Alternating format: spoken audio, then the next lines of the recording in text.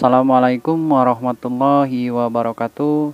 Di video sederhana kali ini kita akan membahas seputaran tentang Cordova sebelum Islam dan Cordova setelah Islam ya, setelah dinasti Umayyah memasuki Andalusia.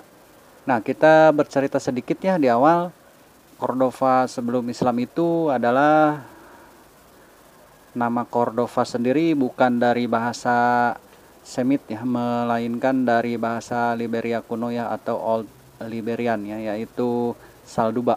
Nah, setelah perang Punisia kedua, kota ini menjadi sangat penting dan dikenal sebagai kota yang kaya. Orang Romawi mengenalnya dengan nama Corduba, orang-orang Spanyol mengenalnya dengan sebutan Cordova ya. Nah, sebelum kita ke soal, kita bercerita sedikit di sini ya. Cordova itu didefinisikan oleh dua fitur geografis, pegunungan Sierra Morena dengan kekayaan mineralnya dan sungai Guadalquivir ya. Ensiklopedi Al-Mawardi Al-Haditsah menuliskan sejarahnya dengan mengatakan Cordova didirikan oleh kaum Kartahaji ya, atau Kartago. Nah, lalu ditundukkan oleh pemerintahan Romawi dan Gotik Barat ya, atau Visigot. Sejak saat itu dikuasai oleh Romawi, inilah kota Cordova mulai masyhur ya. Nah, Cordova adalah kota yang dikembangkan oleh bangsa Kartago pada tahun 206 sebelum Masehi ya. Kemudian kota ini dikuasai oleh Romawi di bawah pemerintahan Marcellus pada tahun 152 sebelum Masehi. Di bawah kolonial orang-orang Romawi ini dan kolonial Patrisia, kota ini dibangun dan menjadi ibu kota provinsi Hispania ya pada tahun 45 Masehi. 20.000 penduduk Romawi itu dibantai oleh Julius Caesar karena telah mendukung anak-anak dari Pompei. Nah, di bawah kekuasaannya pula kota ini menjadi ibu kota yang makmur ya di provinsi Romawi, yaitu Beitisa. Menjelang dekade kedua pada abad ke-5 Masehi, atau lebih tepatnya pada 420 Masehi, Cordova hancur ketika orang-orang barbar Vandal melakukan perjalanan untuk memperluas kekuasaannya ke Afrika Utara dan berhasil menaklukkan Beitisa. Pada tahun 554 Masehi dikuasai oleh orang-orang Bizantium yang datang ke semenanjung Liberia ya untuk membantu Raja Athanagild dari Visigot, dan Yunani menyebar ke seluruh bagian selatan Spanyol. Mereka membangun kembali dinding-dinding pelindung Romawi kuno ya, dan memperluasnya hingga ke arah selatan sejauh kira-kira ke arah tepi utara sungai. Nah, pada tahun 571 Masehi itu Raja Leovigild, penerus Athanagild itu mulai mengembalikan kekuatan Bizantium ya. Meski demikian, kota Cordova sangat didominasi oleh kerajaan-kerajaan Visigot. Nah, kerajaan Visigot itu menguasai kota Cordova mulai abad ke-6 Masehi sampai awal abad ke-8 Masehi ya.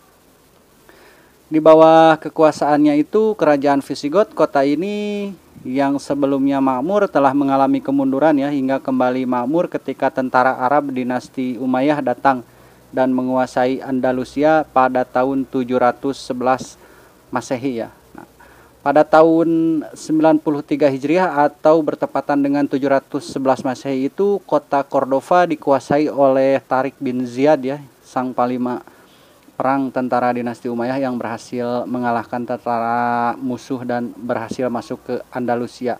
Nah, sejak saat itu Cordova pun mulai melalui fase baru dalam sejarah peradaban ya. Mungkin ceritanya teman-teman semua sudah pada mengetahui ya. Untuk misi membuka kota Cordova itu sendiri dilakukan Tariq bin Ziyad ya, atas perintah Musa bin Nusair yang pada saat itu menjadi gubernur Afrika Utara di bawah pemerintahan Walid bin Abdul Malik atau Al-Walid I ya. Nah, dari dinasti Umayyah yang masih berpusat di Damaskus ya. Dengan dikuasainya Andalusia, 700 tentara kavaleri yang dipimpin panglima perang Mughith Ar-Rumi dengan mudah menguasai Cordova ya. Selain Cordova juga pasukan dinasti Umayyah juga berhasil menguasai wilayah-wilayah lain di Andalusia ya, seperti Toledo ya, Seville, Malaga serta Elvira ya. Nah, selama kepemerintahan Umayyah berpusat di Damaskus, kota Toledo dijadikan ibu kota di Andalusia ya. Setelah tentara dinasti Umayyah datang dan berkuasa di bumi Andalusia, orang-orang Arab mulai menetap dan mengatur administrasi politik dan membangun kota dengan memilih kota Cordova untuk dijadikan sebagai ibu kota atau sebagai pusat pemerintahan dinasti Umayyah di Andalusia ya. Jadi seperti itu. Lanjut saja, kita langsung ke soal yang pertama ya. Cordova adalah salah satu kota yang menjadi pusat perkembangan ilmu pengetahuan Islam di Barat, di bawah pemerintahan dinasti Umayyah II di Andalusia. Islam di Andalusia mulai tumbuh dan berkembang pada tahun A. 711 Masehi, B. 755 Masehi, C. 715 Masehi, D. 750 Masehi, dan E. 710 Masehi. Jawaban untuk soal yang pertama ini adalah jawaban yang A ya, 711 Masehi ya. Nah, Islam di Andalusia itu mulai tumbuh dan berkembang pada tahun 711 Masehi ya, dibawa oleh tentara-tentara bangsa Arab pada masa pemerintahan dinasti Umayyah yang ketika itu berpusat di Damaskus. Kemudian Andalusia mulai menjadi wilayah kekuasaan dinasti Umayyah di bawah pemerintahan Khalifah Walid, salah seorang khalifah dari Bani Umayyah ya. Keberadaan umat Islam di sana berlangsung selama tahun 92 sampai 890 Hijriah ya. Ketika kekhalifahan Umayyah di Damaskus runtuh, salah seorang pangeran Umayyah berhasil melarikan diri ke Andalusia dari kejaran tentara Bani Abbasiyah ya. Ia adalah Abdurrahman Al-Dakhil atau yang biasa kita sebut sebagai Abdurrahman I ya, yang berhasil mendirikan kembali dinasti Umayyah II, kemudian menjadikan Cordova sebagai ibu kota Andalusia ya, dengan masa pemerintahannya pada tahun 756 sampai 788 Masehi. Lanjut kita ke soal nomor 2. Setelah dikalahkan dinasti Abbasiyah, dinasti Umayyah membangun kekuasaan di Andalusia dan menjadikan Cordova sebagai ibu kota yang sebelumnya ibu kota Andalusia terletak di A. Al-Maghribi, B. Toledo, C. As-Sakrah, D. Kutab, dan E. Slavia. Jawaban untuk soal nomor 2 ini adalah jawaban yang B ya, Toledo. Nah, ibu kota Andalusia pada awalnya itu adalah Toledo ya, namun kaum muslimin menemukan kota ini terlalu dekat dengan Prancis dan kota As-Sakrah ya, yang mana kedua kota tersebut adalah sumber bahaya bagi mereka. Nah, kemudian kaum muslimin Andalusia menjadikan kota Cordova sebagai ibu kota menggantikan kota Toledo ya. Sebab kaum muslimin itu memilih kota Cordova yang terletak di bagian selatan agar mereka terhindar dari ancaman-ancaman atau bahaya dan sangat mudah untuk mendapatkan sumber-sumber bantuan dari negeri Maghribi ya. Selanjutnya kita ke soal nomor 3.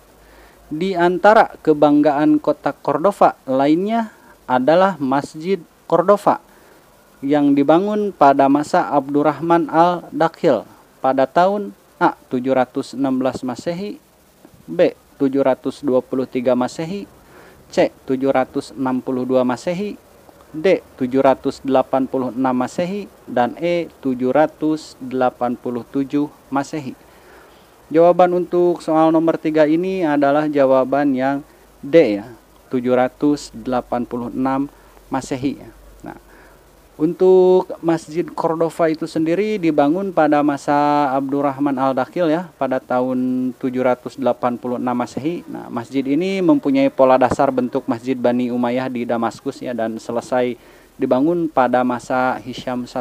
Kemudian masjid ini diperbesar oleh Abdurrahman III sampai masa pemerintahan Al-Mansur hingga menjadi sangat indah sekali ya. Menurut Ibnu Al-Dalai terdapat 491 masjid di daerah tersebut ya, di sana ya.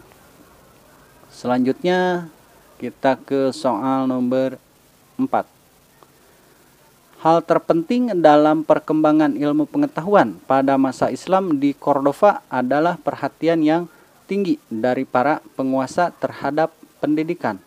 Secara umum, pendidikan pada masa ini terbagi menjadi beberapa tingkatan, yaitu A. Mudah, sedang, dan sulit. B. Miskin, sedang, dan kaya. C. Rendah, menengah, dan tinggi. D. Sesuai kasta yang berlaku. Dan E. Luar dan dalam negeri. Nah, jawaban untuk soal nomor 4 ini adalah jawaban yang C ya. Rendah, menengah, dan tinggi. Yang menjadi titik puncak peradaban Islam di Cordova itu adalah perkembangan intelektual ya, yaitu ilmu pengetahuan keislaman yang berkembang pada saat itu. Antara lain adalah fikih, hadis, tafsir, ilmu kalam, ilmu sejarah, tata bahasa Arab, dan filsafat ya. Hal terpenting dalam perkembangan ilmu pengetahuan pada masa ini adalah perhatian yang sangat tinggi sekali dari para penguasa terhadap pendidikan. Namun secara umum pendidikan pada masa ini terbagi menjadi 3 tingkatannya, yaitu rendah, menengah, dan tinggi ya. Pendidikan rendah itu dilaksanakan di masjid-masjid ya. Pada tingkatan ini diajarkan cara-cara untuk menulis, membaca Al-Quran ya, serta tata bahasa Arab.